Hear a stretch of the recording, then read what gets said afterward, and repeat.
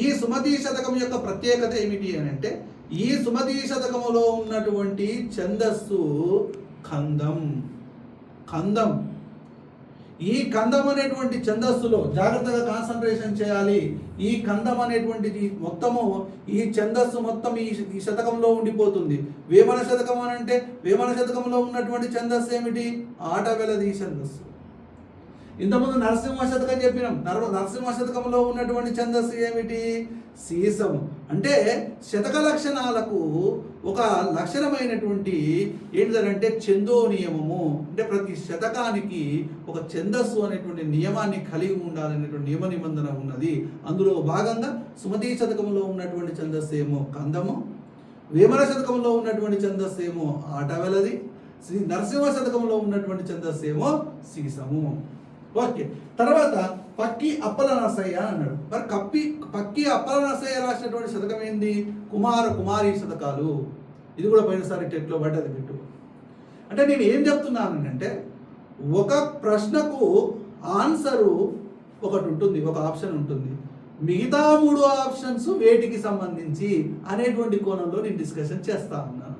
అంటే నరసింహ శతకం రాసిన కవి కాకుతం శేషప్ప కవి అని ఆన్సర్ చెప్తే అయిపోతుంది, ఆ బిడ్డకి సంబంధించి అయిపోతుంది. కానీ మిగతా 3 ఏంటివి? ఈ మిగతా 3 కూడా తెలంగాణ పాఠ్యపుస్తకాలకు సంబంధించినవా కావా అనే కోణంలో నేను ఇక్కడ డిస్కషన్ చేస్తా ఉన్నాను. దాన్ని మీరు గమనించాలి. అంటే ఇక్కడ అనేకమైనటువంటి బిట్లు వచ్చినాయి. ఒక్క ప్రశ్నకు చూస్తే ఇక్కడ 20 ప్రశ్నలు వచ్చినాయి చూడండి. ఈ 20 ప్రశ్నలు కూడా రేపు టెట్లో మరి ఇందులో 20 ప్రశ్నల్లో ఏదో ఒక ప్రశ్న రావడానికైతే అవకాశము ఉన్నది. ఓకే, ఇంకొక ప్రశ్న చూద్దాం. రైట్, తెలంగాణ భాషా దినోత్సవాన్ని ఎప్పుడు జరుపుకుంటారు? ఇది ప్రశ్న పోయినసారి. తెలంగాణ భాషా దినోత్సవం ఏంది, తెలుగు భాషా దినోత్సవం ఏంది? మరి తెలంగాణ భాషా దినోత్సవం అన్నా తెలుగు భాషా దినోత్సవం అన్నా రెండు ఒకటేనా? ఇది మనం తెలుసుకోవాలి ఫస్ట్. తెలంగాణ భాషా దినోత్సవం అన్న ఒకటి, అదేవిధంగా తెలుగు భాషా దినోత్సవము, ఈ రెండు ఒకటేనా అంటే ఈ రెండు ఒకటి కావు. మరి తెలుగు భాషా దినోత్సవాన్ని ఎప్పటి నుంచి జరుపుకుంటున్నారు? ఎవరి యొక్క జయంతిని పురస్కరించుకొని తెలుగు భాషా దినోత్సవాన్ని జరుపుకుంటున్నారు? తెలంగాణ భాషా దినోత్సవాన్ని ఎవరి యొక్క జయంతిని పురస్కరించుకొని జరుపుకుంటున్నారు అని చూసినట్లయితే, తెలంగాణ భాషా దినోత్సవానికి ఇంకొక పేరు కూడా ఉన్నది. తెలంగాణ మాండలిక భాషా దినోత్సవం అనేటువంటి పేరు కూడా ఉన్నది. ఈ తెలంగాణ మాండలిక భాషా దినోత్సవాన్ని ఎవరి యొక్క జయంతిని పురస్కరించుకొని జరుపుకుంటున్నారు అని అంటే, కాళోజీ నారాయణరావు గారి యొక్క జయంతిని పురస్కరించుకొని జరుపుకుంటున్నారు. కాళోజీ నారాయణరావు. తెలుగు భాషా దినోత్సవాన్ని ఎవరి యొక్క జయంతిని పురస్కరించుకొని జరుపుకుంటున్నారు అని చూసినట్లయితే, వ్యవహారిక భాషా పితామహుడు గిడుగు వెంకట రామమూర్తి పంతులు, గిడుగు రామమూర్తి పంతులు యొక్క జయంతిని పురస్కరించుకొని తెలుగు భాషా దినోత్సవాన్ని జరుపుకుంటున్నారు. ఓకే, ఇప్పుడు వ్యక్తుల యొక్క పేర్లు తెలుసుకున్నారు. అంటే ఎవరి యొక్క జయంతిని పురస్కరించుకొని జరుపుకుంటున్నారు. మరి కాళోజీ యొక్క జయంతి ఎప్పుడు? గిడుగు రామమూర్తి యొక్క జయంతి ఎప్పుడు? ఆగస్టు 29. ఆగస్టు 29కి ఇంకొక ప్రత్యేకత ఉంటుంది. జాతీయ క్రీడా దినోత్సవం కూడా ఆగస్టు 29 రోజే. మరి ఈ జాతీయ క్రీడా దినోత్సవం ఎవరి యొక్క జయంతిని పురస్కరించుకొని అంటే, హాకీ క్రీడాకారుడు అయినటువంటి ధ్యాన్ చంద్ యొక్క జయంతిని పురస్కరించుకొని ఆగస్టు 29వ తారీఖున క్రీడా దినోత్సవాన్ని జరుపుకుంటారు. ఇక్కడ గిడుగు రామమూర్తి యొక్క జయంతిని పురస్కరించుకొని తెలుగు భాషా దినోత్సవము, మరి కాళోజీ యొక్క జయంతిని పురస్కరించుకొని తెలంగాణ భాషా దినోత్సవం, దీనికి మాండలిక భాషా దినోత్సవం కూడా అని అంటారు. ఓకే, తెలంగాణ భాషా దినోత్సవాన్ని ఎప్పుడు జరుపుకుంటారు అని అంటే, ఇక్కడ 4 ఆప్షన్స్ ఇచ్చాడు. November 14, August 29, November 13, September 9. September 9. Okay, మరి ఇక్కడ సెప్టెంబరు 9 కాళోజీ యొక్క జయంతి. కాళోజీ యొక్క జయంతి. ఇంతకుముందు సెప్టెంబర్ 14 అన్నాను. సెప్టెంబర్ 14, 1914లో పుట్టింది కాళోజీ. 1914 సెప్టెంబర్ 9. సారీ, అంటే సెప్టెంబర్ 9వ తారీఖు నాడు కాళోజీ యొక్క జయంతిని పురస్కరించుకొని తెలంగాణ భాషా దినోత్సవాన్ని జరుపుకుంటారు. నవంబర్ 14 అంటే మీకు తెలిసినటువంటిదే బాలల దినోత్సవము. బాలల దినోత్సవము. ఆగస్టు 29 అంటే గిడుగు రామమూర్తి యొక్క జయంతి కాబట్టి తెలుగు భాషా దినోత్సవము. నవంబర్ 13 ఇది ప్రపంచ దయా దినోత్సవం అని అంటారు. ప్రపంచ దయా దినోత్సవం. చూడండి ఈ 4 దీంట్లో ఆన్సర్ ఒకటే. సెప్టెంబర్ 9 కాళోజీ యొక్క జయంతిని పురస్కరించుకొని తెలంగాణ భాషా దినోత్సవం జరుపుకుంటారు. ఇది ఓకే. నవంబర్ 14, ఆగస్టు 29, నవంబర్ 13 ఇవి కూడా మనం తెలుసుకున్నాం కాబట్టి దీంతో పాటు మిగతా వాడికి కూడా మిగతా ప్రశ్నలకు కూడా మనం సమాధానం తెలుసుకున్నాం మనం వెళ్తున్నాం. ఓకేనా? రైట్. ఇంకో ప్రశ్న చూద్దాం. ఇంకో ప్రశ్న రైట్. ఇది వ్యాకరణాంశానికి సంబంధించి భాషాంశాలకు సంబంధించి. ఈ కింది పదాలలో అవ్యయ పదం ఏది? అవ్యయము అంటే ఏంది? అది తెలవాలి ఫస్ట్ మనకు. అవ్యయము వ్యయము కానిది. రైట్.